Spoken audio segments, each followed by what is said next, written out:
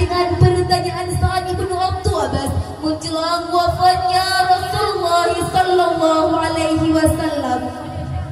Ya Rasulullah, aku memiliki harta yang banyak, sedangkan pewarisku adalah anakku wanita. Bolehkah aku menyedekahkan cuma 2/3-nya saja, ya Rasul? Beliau menjawab, tidak boleh. Bagaimana dengan 1/3-nya saja, ya Rasul? Rasul menjawab, tidak boleh. Jikalau kita kajikan terlebih dalam tentang ayat tadi, diawali dengan kalimat wal yaksha secara sistematik. Animatul yaksha fil mudhari'ah jinsubun bila bil amal.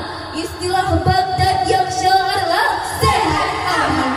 Sedangkan menurut kaidah usul fikah mengatakan al-uslu bila amril fil wujub, pada dasarnya perintah itu menunjukkan sesuatu kewajiban.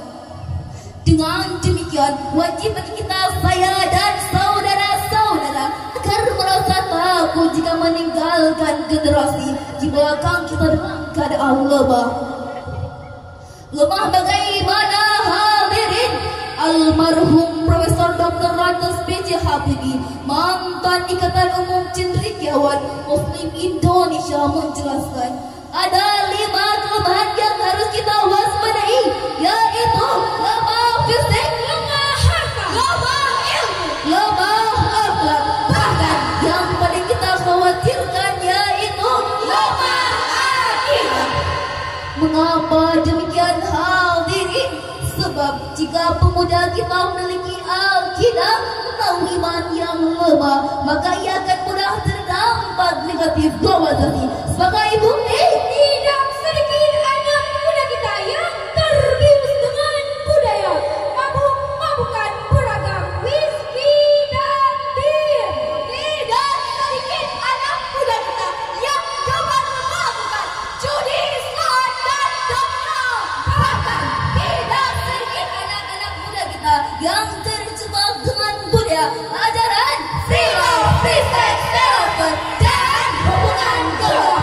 Hidup serumah tanpa ikatan tali pernikahan. Na'udzubillah, summa na'udzubillah. Itulah hadirin dampak langsung dari sumber daya manusia yang rendah. Maka dari itu, marilah sama-sama kita renungkan bersama Al-Quran Surah Al-Mujadalah ayat 11 yang akan dilantunkan oleh karya terbaik kami.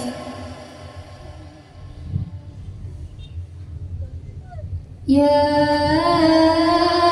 ayyuhalladzina amanu idza qila lakum tafassahu fil majalisi fafsahu yafsahillahu lakum wa idza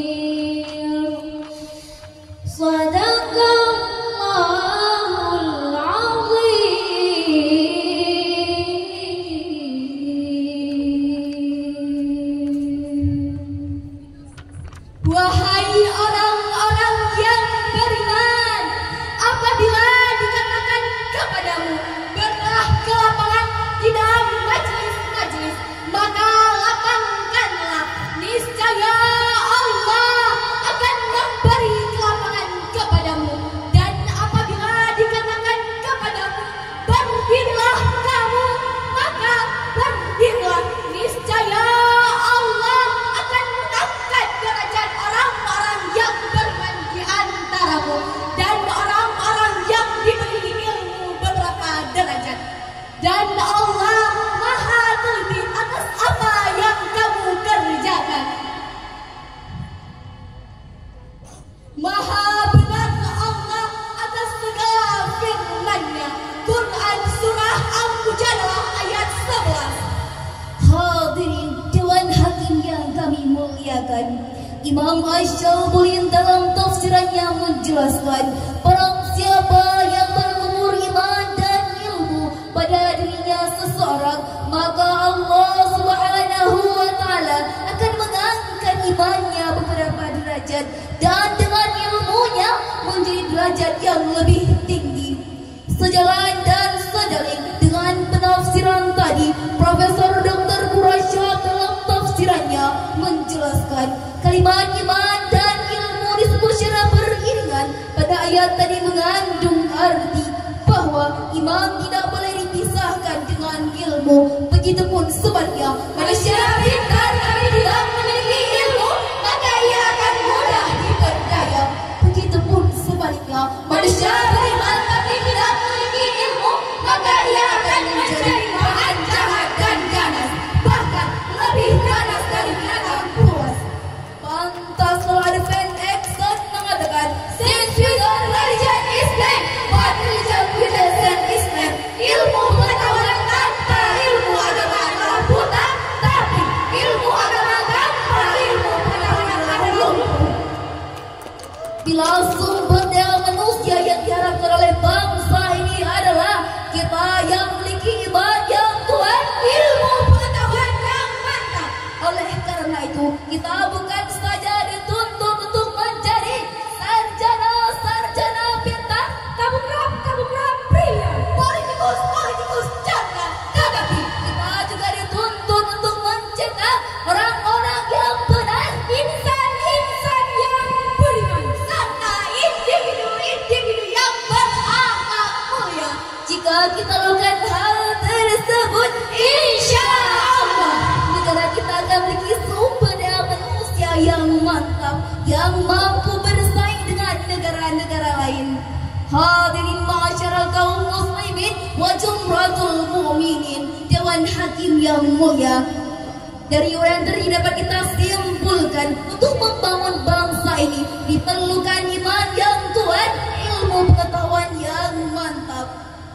Oleh karena itu diperlukan perserifikasi kita sesuai profesi kita masing-masing. Kiranya hanya ini yang dapat kami sampaikan, lebih dan kurang kami meminta maaf. Akhirul kalam, wabillahi taufiq wal hidayah wal